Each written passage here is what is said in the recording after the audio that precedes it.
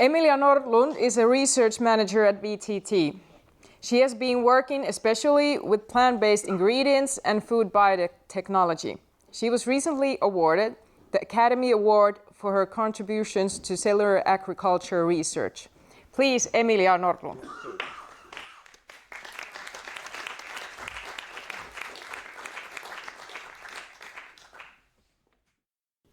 Okay, hey, good morning. Happy to be here. For me, first time actually to be in the WePlanet or Ecomodernist event, so it's a pleasure to be here.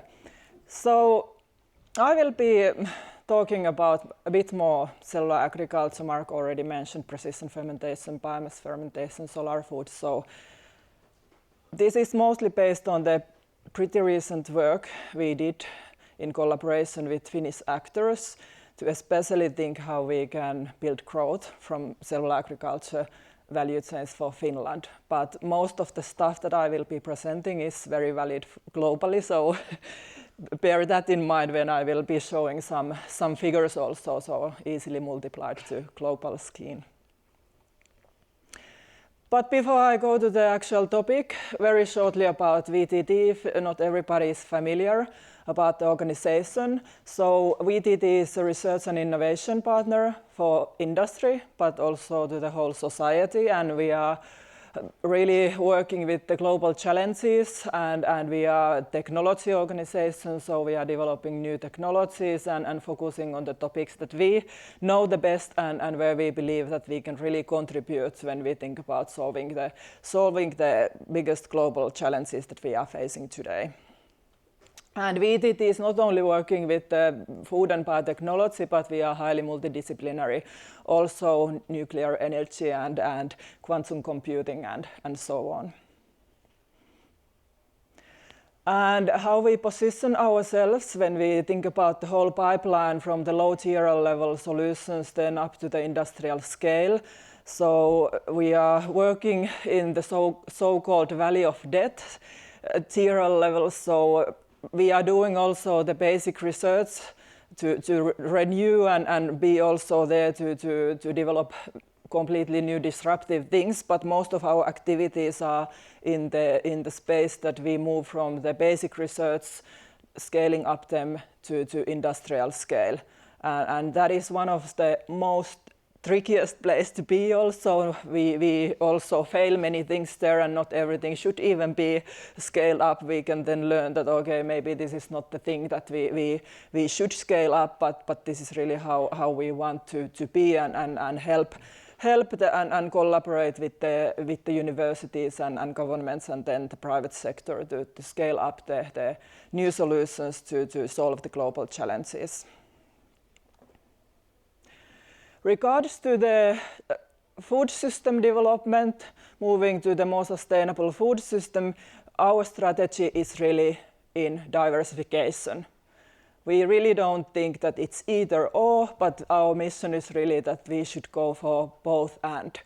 Diversification of food production is the solution. There is no one silver bullet, not only cellular agriculture, for instance, that can save the world, but we really need to diversify. And this is part of our impact generated thus far, so the VTT spin-offs in the alternative protein domain. So Solar Foods was already mentioned, and you will hear about that also later on. But then another biomass fermentation company span out from VTT is Enifer. They are building their factory actually nearby Helsinki area, so that's nice, and it's also a side stream based solution how they can grow the mycoprotein.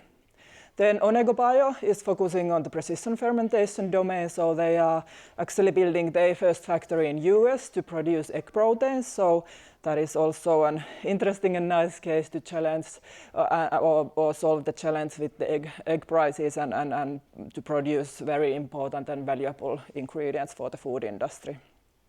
Then we have also one spin-off company working in the insect production, Volare, so they are at least in the first stage focusing on the pet food markets, which makes sense, at least in my opinion, because it's also a very big market to find alternative protein sources.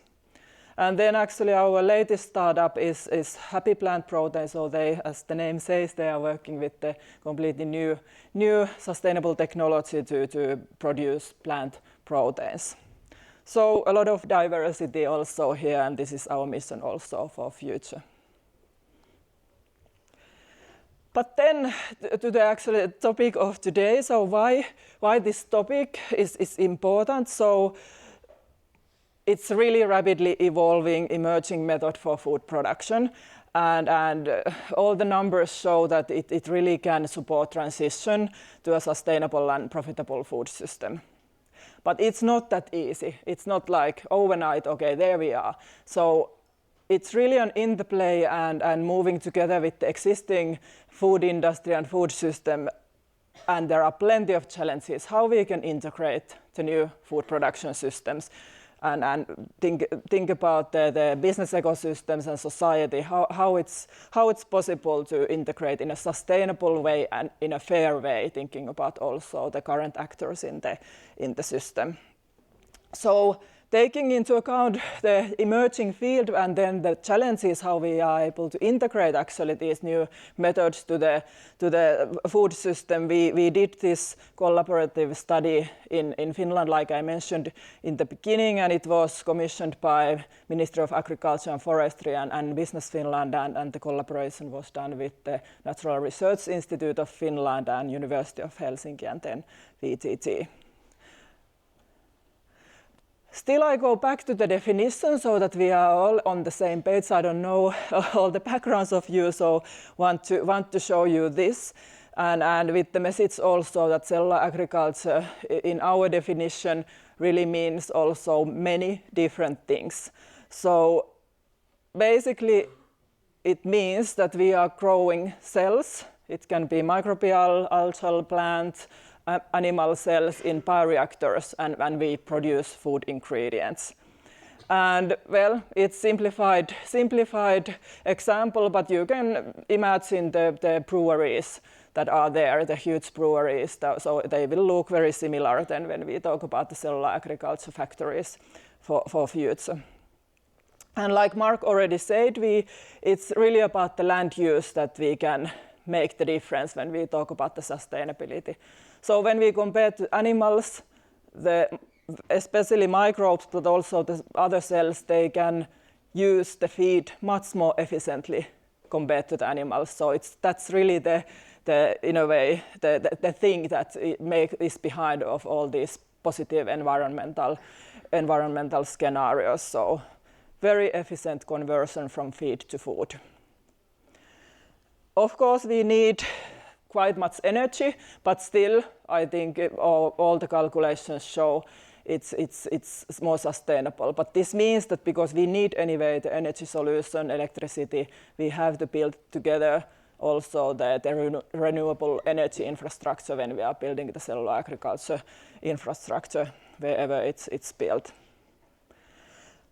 But then still about the scheme that you can see on your right. So what I would like to clarify that when I said that cellular agriculture is very versatile concept, we can produce many things. So it's very important to keep in mind that we can use the whole cell biomass when we talk about also the biomass fermentation. So then it means that we use the whole cells, whether they are plant cells or microbial cells or animal cells. They are used as such as food ingredients and for food applications.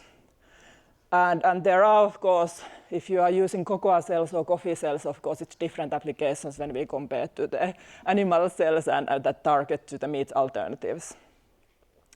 But then the other route to take is to just use the cells as workhorses for producing certain added value food ingredients. Then often the term precision fermentation is used.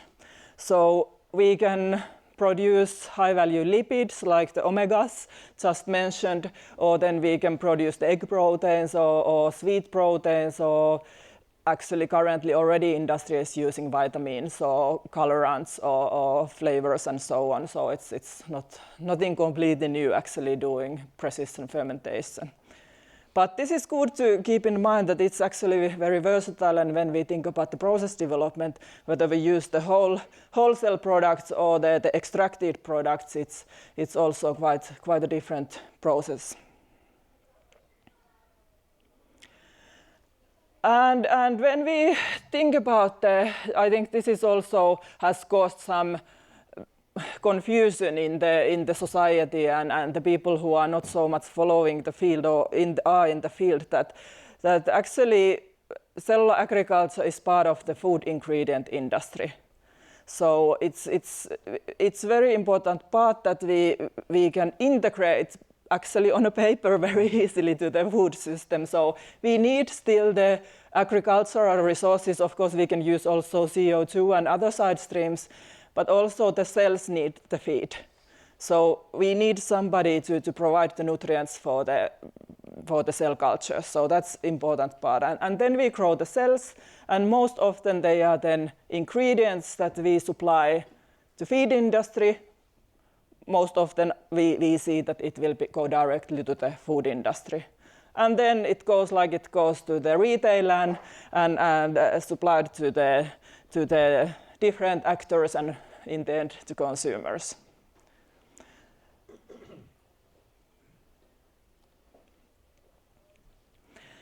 And when we think about how we can apply the cellular agriculture-based ingredients, very often they are powder type of ingredients, and they can be applied as the ingredients are used in the food industry. So we don't need any magical tricks there. So it's pretty easy in that sense to integrate to the food industry when the scales are there. Of course, we can produce, when we think about the cultivated meat, for instance, then it directly resembles the meat, so then it can go, of course, directly also to the meat type of product. So then there is versatility, of course, we don't need to make only powder type of ingredients, but we can make products that resemble more the final products and can be applied also. And I already said about these that the different product types or the ingredient types are on the right side here, so a lot of versatility there. Of course, there is a lot of talk about the meats. We need to find alternatives to the meat, but also other animal-based products. So alternative proteins are, of course, important topic. But lipids were mentioned already, so that's also another very important thing. And when we talk about the transition, for instance, to the more plant-based system, which I believe is still the biggest thing that we need to be able to do. So I believe that there we can very efficiently join forces with the cellular agriculture-based ingredients. If we can produce meat-like lipids that we can combine with the healthy plant-based ingredients, we can bring in the juiciness, the mouthfeel, the expectations that consumer is after. So I think really joining forces with the plant-based ecosystems is very important area for cellular agriculture. And then, of course, I already mentioned cell cocoa, cell coffee. So there are, of course, certain plants that are threatened and can be produced in a sustainable way. So also there, cellular agriculture can bring in value and alternatives. So that's also a field, I would say subfield of cellular agriculture that is emerging currently a lot. I already noted that also the cell cultures need feed, so that is also one of the key cost factors and also one of the environmental factors when we are calculating the LCAs and techno-economics for the products and the processes. So this is something that there is a lot of activities currently that instead of pure sugars, how can we supply the feedstock and how we can make use of the side streams and all the biomass that is there out. Especially in Finland, we are full of green biomass, so a lot of potential there. And we looked that this is just a map of different biomass streams that could be used for cellular agriculture processes. And the amounts are huge and the potential is huge in a way, convert the side streams to protein. So we are all fed the Finnish population and Swedish too, no problem. But of course, it's not that easy. They are distributed all over the place. There are stability issues. The logistics has to be solved. So plenty of work to be done there to be able to build the feasible value chains. But at the same time, a lot of potential.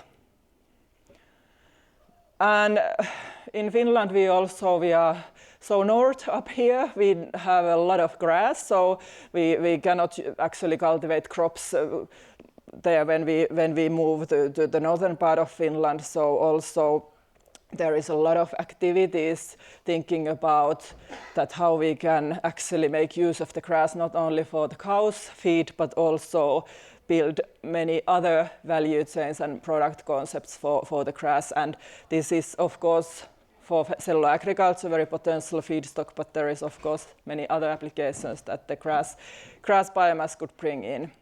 And why I wanted to show also this to you, that what in Finland we have been putting a lot of focus, and there is a lot of activities, like I said in the beginning, that we need to join forces. This is not either or. And we believe that these new process technologies and value chains like cellular agriculture, they can actually bring new income to the farmers, because we need the farmers also in the future. We need the plant-based value chains. We probably need also the animal-based value chains for the resilience and food security. So I think this is also a way to have the dialogue and be in a way in the same playground and really collaborate and build the food value chains for future when we can do it in a way that everybody is benefiting. And yeah, maybe this is already said.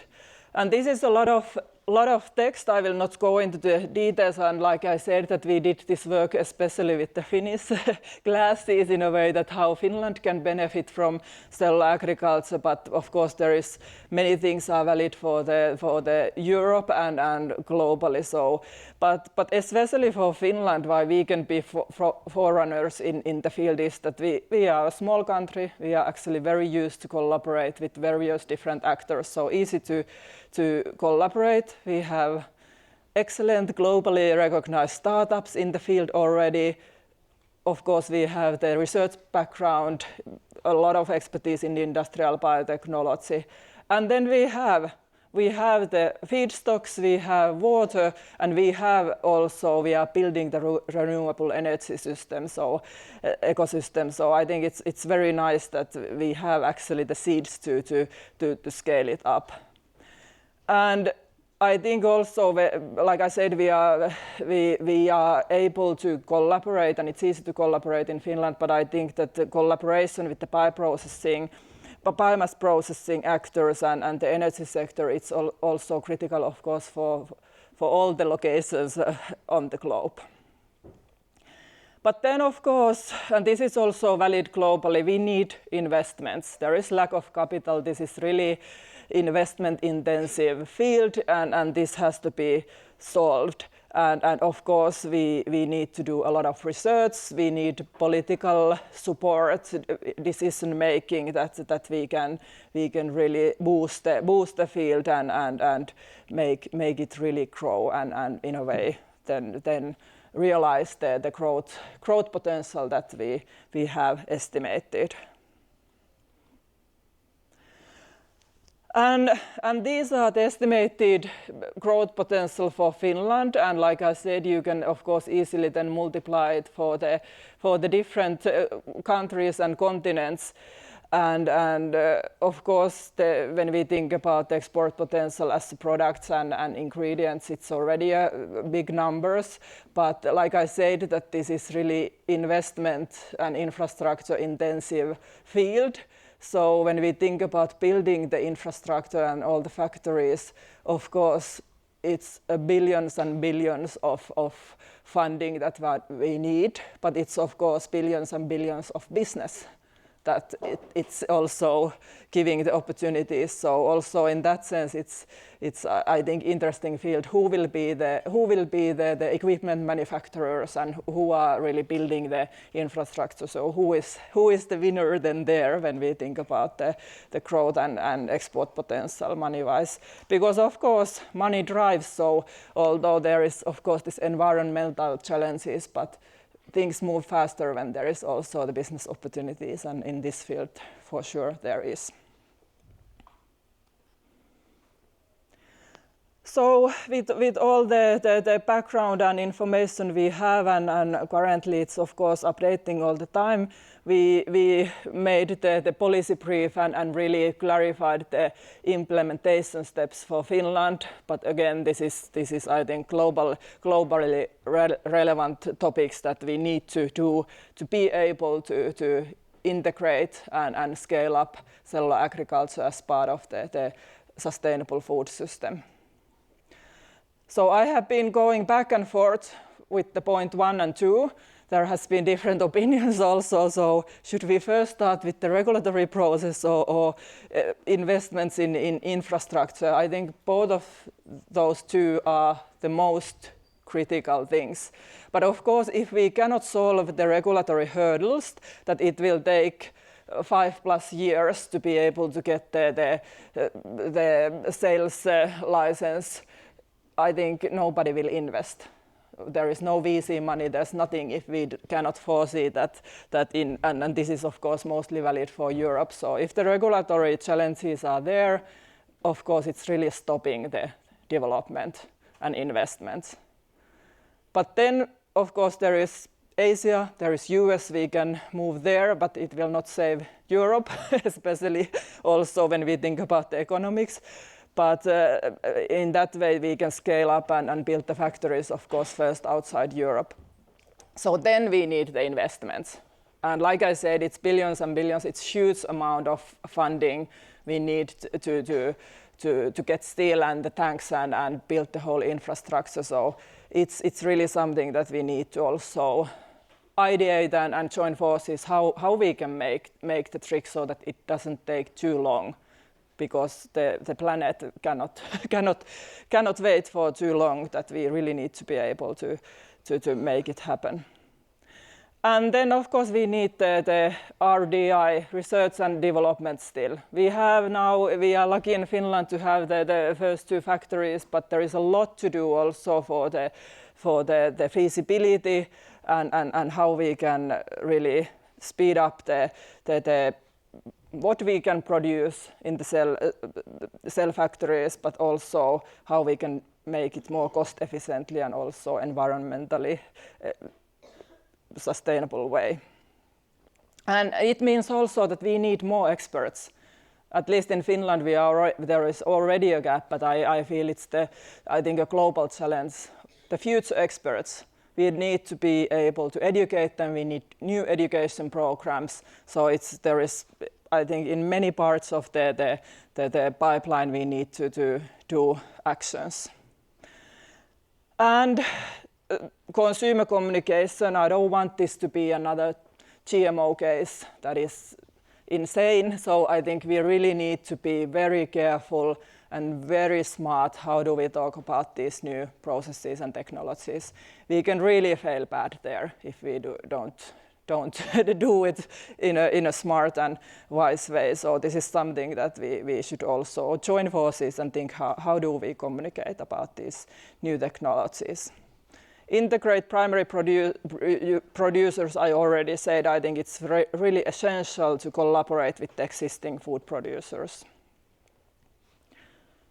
Yeah, coming to the end, so I think, well, I hope you all agree that there is huge potential in the field, and in Finland I think we are in an excellent position to be the world leaders here, but of course we cannot feed the world. So our mission, and I think it's also our task then to help other continents to build on the solutions that we are developing here in Finland. So this is also of course very important that we are not here and trying to be, we are so good, but we need to really then go and help others. So that's also one of our key tasks. And want to repeat still, we really need to collaborate. Collaboration is really, I think, we can speed up things and we can make bigger things when we collaborate. So I'm so sorry I need to leave. I have tickets to a dance show, so I need to run this, but I wanted to come just to even see you guys, and I'm really happy to network with you later on, so please contact me, and happy to have discussions in another occasion. But I have my colleagues from VTT here, so please connect with them, and here is link to the report also. That's actually it's the English version, so thanks.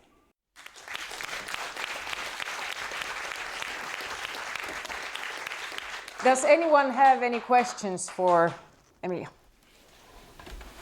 Just maybe very quickly, in many of your slides, when you talk of energy, you speak of renewable energy, not of low carbon energy, which would include nuclear, which includes also your slides, which show solar and wind, but not the beautiful plants you have in Olkiluoto. So is there a reason for that? No, maybe it's just my ignorance in the energy language, so sorry about that. I think that actually in our calculations, when we have done the LCA life cycle analysis, we have also had the nuclear as one of the clean energy solutions. So yeah, sorry about the wording, my mistake. Any other?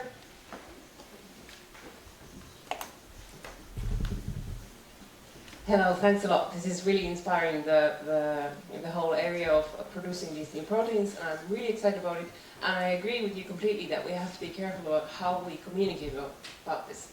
Do you have any, have you discussed this at VTT, or do you have any kinds of recommendations so far on, for instance, which kind of wording, which kinds of, what kind of, do you like to use, for instance, the term cellular agriculture? Have you had any experience how it works, how it's received?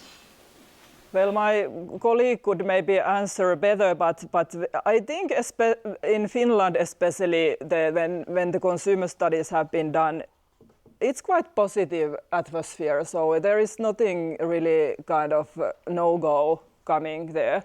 And I think that when I have been talking to farmers and when I have been talking to general public consumers, you just need to explain what this is about in a way that I think, of course, the word cellular agriculture, that's a bit, I don't even like it, but we don't have any better term because it's then covers everything, also the cultivated and fermentation-based solutions. But then I think you should always open it up with examples. What does it mean and how is it? Because typically people ask me, well, shall we eat pills only when we use this?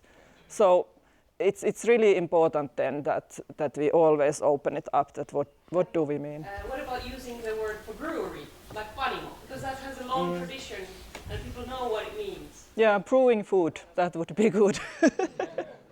Yeah, I have been thinking about it, but yeah, not everybody likes that either. But here we have some. Thank you. I had two questions. She asked my communication question, Ida, and so my other question is on regulation. Yesterday, where we were at Solar Foods, that the regulation issue came up. The regulation issue is coming up. So my question is, other than talking about the difficulties of regulation, what are you doing to help the regulatory process to support us? Well, we are not an authority in a way that we could directly influence that, but of course we are lobbying towards EFSA, that is the regulatory body in EU, so that we are also trying to, and I think VTT alone is too small, but together with ministry and the decision makers, but also I think Finland is alone too small to have the influence, so we are trying to team up with Denmark, for instance, and I think we should really team up with the countries who believe in this. Of course, then we have Italy and France who are banning some of the stuff, so we are fighting against the big ones, but I think it's really about the lobbying towards European Commission to get it fixed.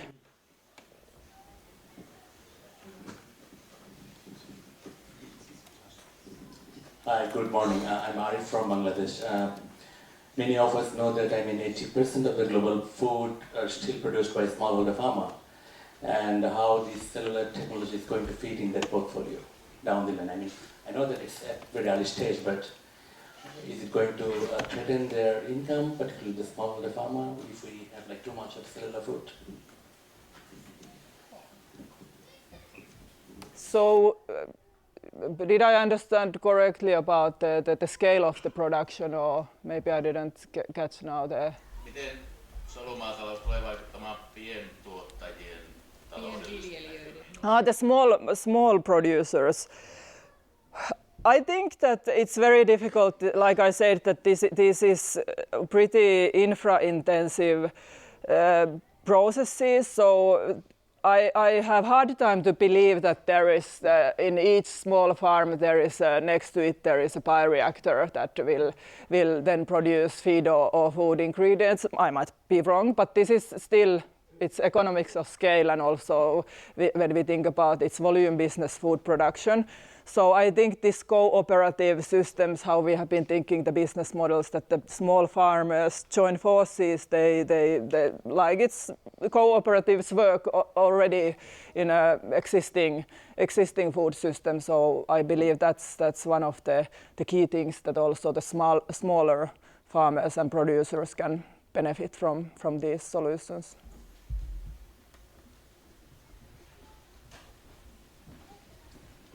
Hi, this is Sagar. I'm partner at Beyond Impact. We have been investing in cellular space since 2016, 2017. And we understand from a food lens perspective, actually it's not, are we arguing regulation is important to figure it out, but at this point what we have seen is even cellular companies which are over-capitalized with 500 million to $1 billion also, specifically on the cellular, not the precision fermentation side. We've not seen companies can even scale up. Do you think that, are we going towards brewing proteins to make meat as the end product as the first thing? Or should we actually go towards proteins that could be commercialized by replacing animal-based stuff, whether it's nutraceuticals, cosmetics? Like, I'll give you one interesting example that I've been thinking quite a lot. I originally come from India, and my mom is a typical vegetarian in that way. She does not want to have collagen, but she has osteoarthritis. And most of the osteoarthritis is still based on collagen. There are a few precision fermentation companies like Geltor that we have invested in US. But I'm still like niche pharma application based are also so much animal based. Like if you start looking at fish oil. So my question to you is, are we going towards not the right things to commercialize first? I think this is what I've been thinking. I was talking to Food and Bio cluster in Denmark, and I agree. I think this Nordic belt has the best talent in the space. But I don't think so, personally, as an investor also, meat is the product that we should be looking at right now. I don't know, what do you think on this?